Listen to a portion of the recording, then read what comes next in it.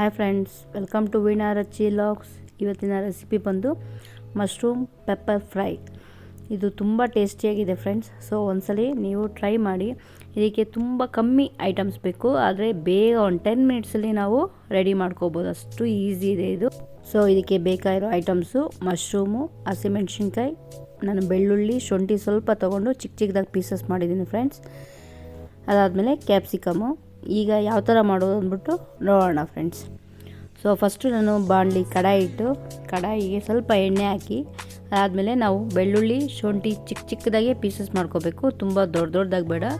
ಎಷ್ಟು ಸಣ್ಣ ಆಗುತ್ತೋ ಅಷ್ಟು ಸಣ್ಣ ಕಟ್ ಮಾಡಿಕೊಂಡು ನಾವು ನೀಟಾಗಿ ಎಣ್ಣೆಲಿ ಹಾಕಿ ಫ್ರೈ ಮಾಡೋಣ ಫ್ರೆಂಡ್ಸ್. ಸೊ ಅದು ನೀಟಾಗಿ ಬ್ರೌನ್ ಆಗೋವರೆಗೂ ನೀಟಾಗಿ ಫ್ರೈ ಮಾಡ್ಕೊಳ್ಳೋಣ. ಅದಾದಮೇಲೆ ನಾನಿಲ್ಲಿ ಈರುಳ್ಳಿನ ನಾನು ಉದ್ದುದ್ದ ಹಚ್ಕೊಂಡಿದ್ದೀನಿ. ಈ ಫ್ರೈಗೆ ಉದ್ದುದ್ದನೇ ಹಚ್ಕೊಳ್ಳಿ, ಸಣ್ಣದಾಗಿ ಹಚ್ಕೋಬೇಡಿ. ಸೊ ನಾನು ಒಂದು ಈರುಳ್ಳಿ ತೊಗೊಂಡಿದ್ದೀನಿ ದೊಡ್ಡದು.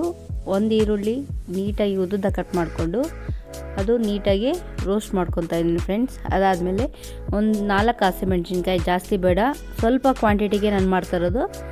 ಸೊ 4 ಹಸಿಮೆಣ್ಸಿನ್ಕಾಯಿ ಸಾಕು.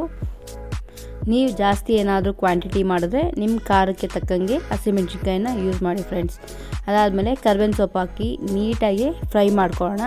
ಅದು ನೀಟಾಗಿ ಸ್ವಲ್ಪ ಬ್ರೌನ್ ಆಗೋವರೆಗೂ ಫ್ರೈ ಮಾಡ್ಕೊಳ್ಳೋಣ ಫ್ರೆಂಡ್ಸ್. ಅದಾದಮೇಲೆ ಇಲ್ಲಿ ಕ್ಯಾಪ್ಸಿಕಮ್ ಯೂಸ್ ಮಾಡ್ತಾಯಿದ್ದೀನಿ. ಸೊ ಕ್ಯಾಪ್ಸಿಕಮ್ ಹಾಕೋದು ತುಂಬ ಟೇಸ್ಟಿಯಾಗಿರುತ್ತೆ. ಸೊ ಇದು ಕ್ಯಾಪ್ಸಿಕಮ್ ಅಷ್ಟೇ ಉದ್ದುದ್ದ ಹಚ್ಕೊಳ್ಳಿ. ಈ ಥರ ಉದ್ದುದ್ದ ಹಚ್ಕೊಂಡ್ರೆ ನಮಗೆ ಅದು ತಿನ್ನೋವಾಗ ಆ ಫ್ಲೇವರು ಮತ್ತು ಅದು ಬಾಯಿ ಸಿಗ್ತಾ ಇರುತ್ತೆ. ಸೊ ಟೇಸ್ಟಿಯಾಗಿರುತ್ತೆ. ನೀಟಾಗಿ ಅದು ಫ್ರೈ ಆಗಲಿ ಫ್ರೆಂಡ್ಸ್.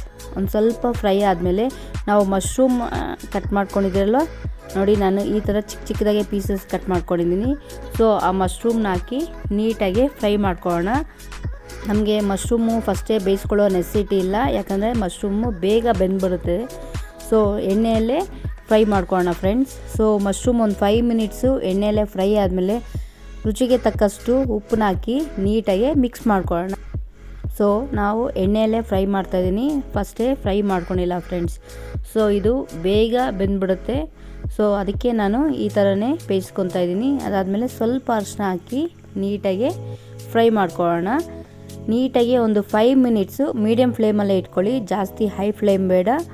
ಸೊ ಇದಿಷ್ಟು ಹಾಕಿ ಒಂದು 5 to 7 ಮಿನಿಟ್ಸು ಒಂದು ಲಿಡ್ ಕ್ಲೋಸ್ ಮಾಡಿ ನೀಟಾಗಿ ಎಣ್ಣೆಯಲ್ಲೇ ಫ್ರೈ ಮಾಡೋಕ್ಕೆ ಬಿಡೋಣ ಫ್ರೆಂಡ್ಸ್.